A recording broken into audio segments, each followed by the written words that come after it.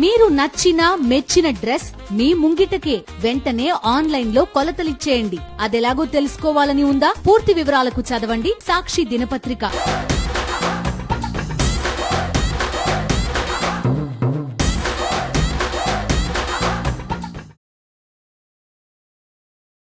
నమస్తే అందరికీ, గరం గరం వార్తలకు స్వాగతం. ఎట్లున్నారు అందరూ? అంత మంచేనా? మస్తు వార్తలు పట్టుకొచ్చిన. వార్తలు చూసే ముందైతే హెడ్లైన్స్ చూద్దాం పార్రి. వినాయకుని పర్మిషన్ కోసం అడిగిండ్రు డబ్బులు, జనాలు తిరగబడుతోని వెనకకు తగ్గిండ్రు సర్కారోళ్ళు. గణేష్ మండపాలల్లో దొంగలు, ఎత్తుకుపోతున్నారు లడ్డూలు. రోడ్డు మీద పోతున్నాయి పాలు, ఎగబడి పట్టుకోబోయిండ్రు జనాలు. మస్తు వస్తున్నాయి గాలులు, కొట్టుకుపోతున్నారు మనుషులు కార్లు. అక్రమ కట్టడాలు కూలుస్తానంటున్న ఇంద్రబాబు. అక్రమ కట్టడాలు చేయడం వల్ల జనానికి వరద తిప్పలు ఎదురవుతా ఉన్నాయి. అందుకే జనాల ప్రయోజనాలను దృష్టిలో పెట్టుకొని అక్రమ కట్టడాలను కూల్చేయడమే. ఈ హోంమంత్రి అనితా మేడంకు ఏమైంది?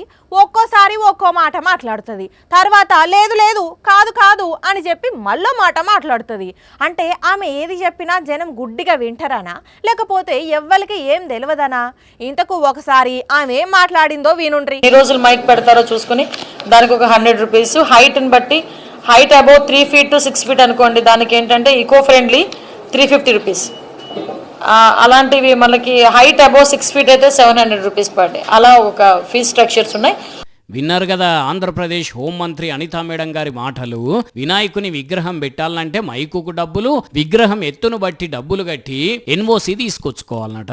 ఇక మేడం ఇంత మంచిగా అర్థమయ్యేటట్టు చెప్పేసరికి జనాలు తిరగబడి ఇదేం వసూలు, సంపద ఈ రకంగా సృష్టిద్దాం అనుకుంటున్నారా ఏంది వీళ్ళు అని కోపం చేసి శవాల మీద పేలాలు చల్లాలంటే కూడా పైసలు వసూలు చేస్తారు కావచ్చు అనుకుంటూ కామెంట్లతోని కడిగి పడేసిండ్రు.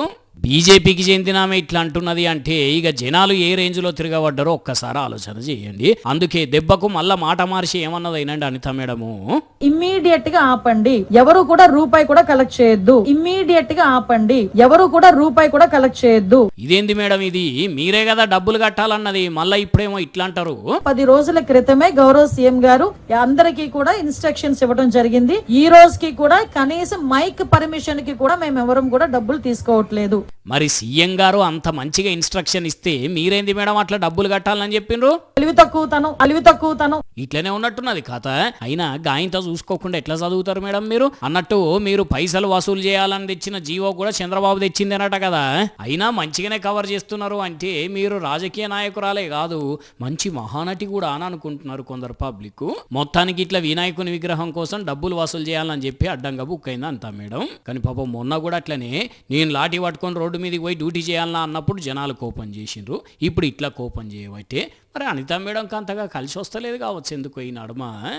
గణేష, ఈ హైదరాబాద్లో దొంగలు బాగా రెచ్చిపోతున్నారు స్వామి. వారిని శిక్షించి ఆ బద్మాష్ గల్ల బారి నుంచి మమ్ము నువ్వే రక్షించాలయ్యా అని వినాయకుడిని కోరుకుందామంటే ఈ దొంగలు పాడగాను వాళ్ళ తాడుదేంప వాళ్ళ తలపండు వాళ్ళగా ఆ గణేశుణ్ణి కూడా ఇచ్చిపెడతలేరు.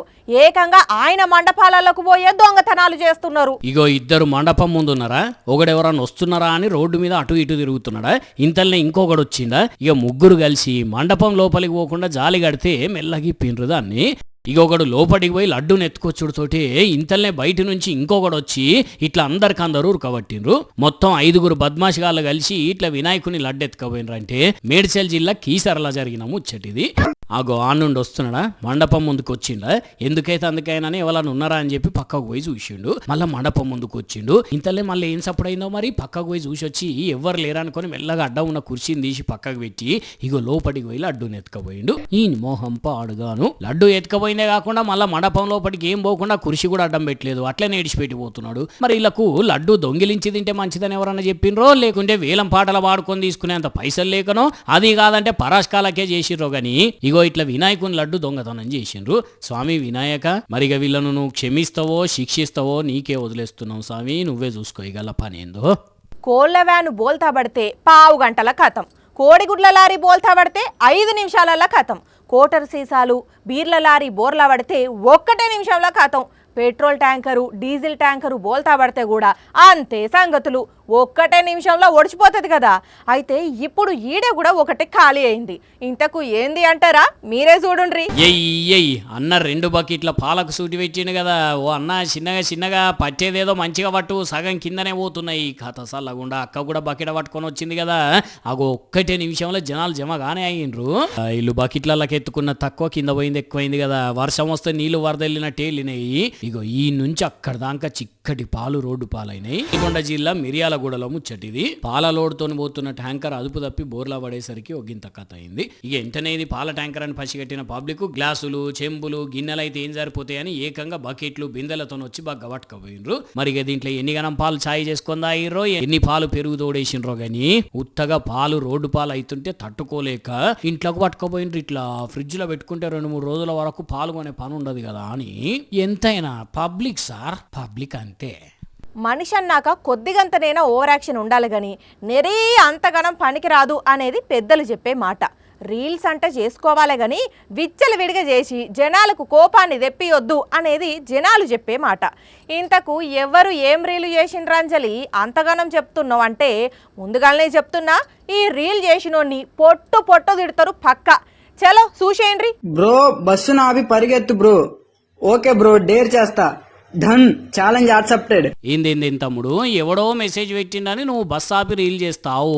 ఆగో చేసేటట్టే కొడుతున్నాడుగా, రోడ్డు మీదకి పోతూనే ఉన్నాడు. ఆగో ఆడికించి బస్సు రానే వస్తున్నది, చేయడం పెట్టి ఆపిండు. ఇంతకేం చేస్తున్నావురా వారే? నీ ఏమంటారో ఎట్లా తిడతారో మీరు అది ఇట్టుండ్రులా.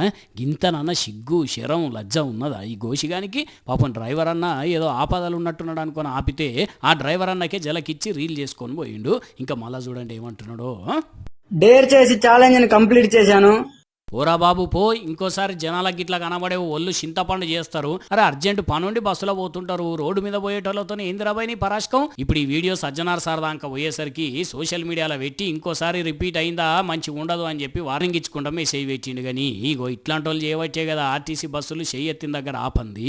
ఇక సోషల్ మీడియాలో ఈ వీడియో చూసి జనాలు పొట్టు కామెంట్లు పెట్టి దౌడలు వాయిస్తున్నారు పొలగాంది.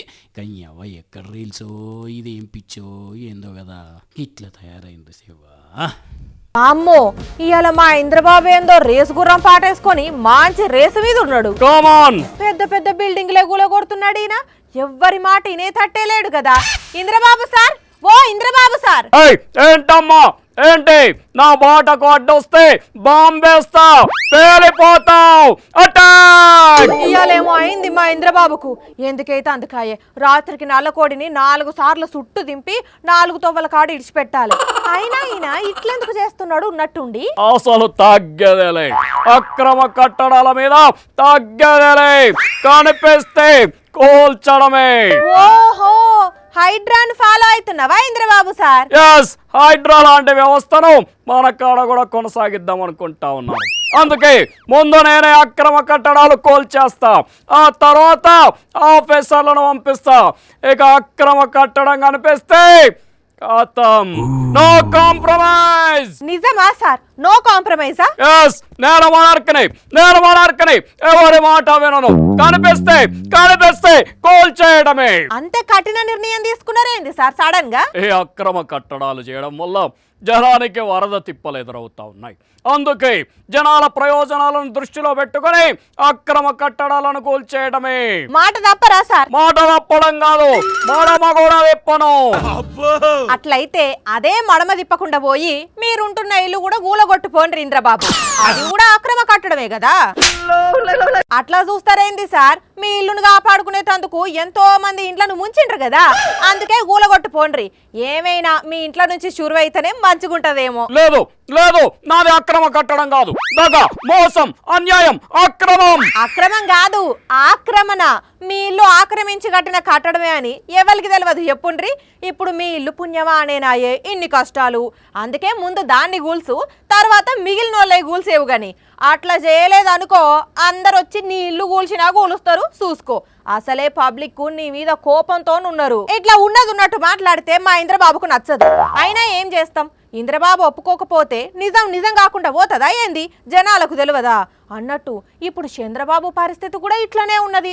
ఒక్కసారి ఆయన ఏం మాట్లాడినరో ఈ నుండ్రి. బుడమేరు ఆపరేషన్ స్టార్ట్ అవుతుంది. దాన్ని ఏ విధంగా చేయాలనో చేసి భవిష్యత్తులో ఏ మాత్రం ఇబ్బంది లేకుండా చేస్తాం. క్వశ్చనే లేదు. ఇంకా బుడమేరుల ఆక్రమణలు తొలగిస్తారట. కొంతమంది చేయబట్టి లక్షల మందికి ఇబ్బంది అవుతున్నదట. మరి అట్లయితే ముందు తొలగించాల్సింది బాబు ఇల్లే కదా, ఆడ నుంచి షురువు చేస్తే మంచిగానే ఉంటది అని అంటున్నారు జనం ఆడాడ. అది అనంతపురం జిల్లా ఉరవకొండ నియోజకవర్గం. అక్కడి పబ్లిక్ బంకుకు పోతే పెట్రోలు డీజిల్ ఏదంటే అది దొరుకుతున్నదట. కానీ ఇంట్లో గుక్కెడు నీళ్లు తాగుదామంటే ఉంటలేవట. అసలు నల్లాలే రావట్లేదట. ఒక్కనాడు చూసిండ్రు, 2 రోజులు చూసిండ్రు, 10 రోజులు చూసిండ్రు. ఇక పరిస్థితి మారకుండేసరికి ఇగో ఈ పని ముంగటేసుకున్నారు. ఇటు పబ్లిక్ అటు పోలీసులు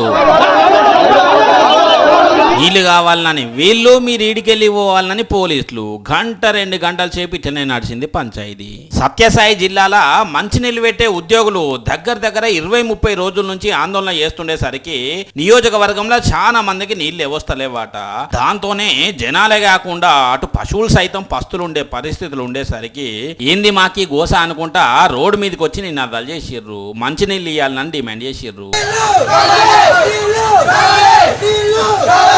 అంతేకాదు రోడ్డు మీద ట్రాక్టర్లు పెట్టి మరి వీళ్ళ ధర్నా పెద్ద లీడర్లకు ఏరేటట్టు చూసిండ్రు. కానీ చూసినారులా ఈ వానాకాలంలో నీళ్ళు అవసరమే తక్కువ ఉంటది.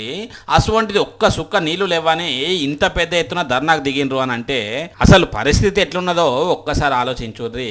అయ్యా అనంతపురం జిల్లా మంత్రులు పాదయాత్రల రెడ్ బుక్ పట్టుకొని తిరిగిన లోకేష్ గారు జర నీళ్ల తిప్పలు తీర్చుండి సారు, మీకు పుణ్యం ఉంటది. ఇది వరకు చిన్న గోడలు కూలగొట్టాలనన్నా, పెద్ద బిల్డింగులు కూలగొట్టాలన్నా మనుషులే గడ్డపార, పారలు, సుత్తలు తీసుకొని వాటి పని చేసేది. అటెంక టెక్నాలజీ వస్తుంటే మంచి మిషన్లు వచ్చినాయి, సింపుల్ గా కూల్చేస్తున్నారు. ఆల్రెడీ హైదరాబాద్ లా హైడ్రా కూల్చేస్తుంటే చూసినాం కదా.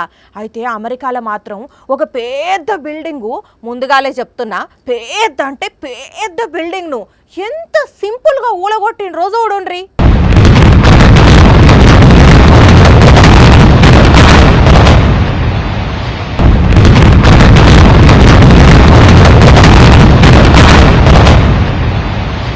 అబ్బరే విడ్డు కండ్లు మూసి తెరిచి అంత లోపలనే కుప్పగులిందిగా.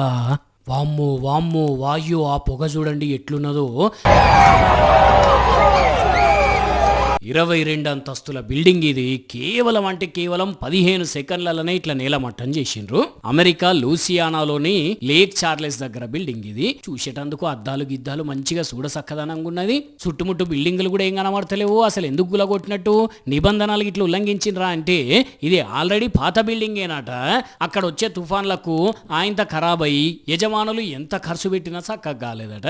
ఇట్లనే వదిలేస్తే ఏదైనా ప్రమాదం రాజిక్క అని ఇట్లా కూల్చి పడేసిండ్రు అన్నట్టు. కానీ అవి ఇట్లాంటి బిల్డింగును కట్టాలంటే ఎంత తక్కువ వేసుకున్నా 4 నుంచి 5 ఏళ్ళు పక్కా పడుతుంది. అట్లాంటిది ఉత్త 10-15 సెకండ్లలోనే దుమ్ము చేసిండ్రు. చూడండి ఎంతగానో టెక్నాలజీ వచ్చింది. ఏంది కథ?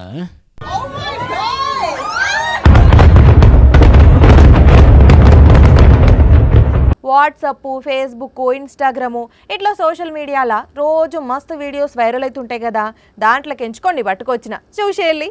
వారవ్వా చూసిన రానులా కోతి ఎంత పర్ఫెక్ట్గా కార్ డ్రైవింగ్ చేస్తున్నదో. మంచిగా టీషర్ట్ వేసి కూర్చోబెట్టిరు ఎర్ర కార్ల కోతిని. పక్కకు దాని దోస్తు కుక్కగాడు అనుకుంటా. స్పీడ్గా పోని అంటుంటే నువ్వు ఆగవే, కార్ డ్రైవింగ్ అంటే అంత ఈజీ అనుకుంటానవా? ఎన్ని చూసుకోవాలి, అసలే బండి కండిషన్లో లేదన్నట్టే చేస్తున్నదిగా కోతి.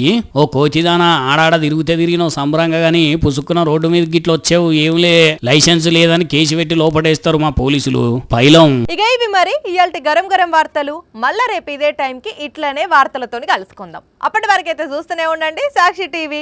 టైం గుర్తున్నది కదా, రాత్రి 8:30కి, మళ్ళీ పొద్దుగాల 8:30కి ఉంటా మరి.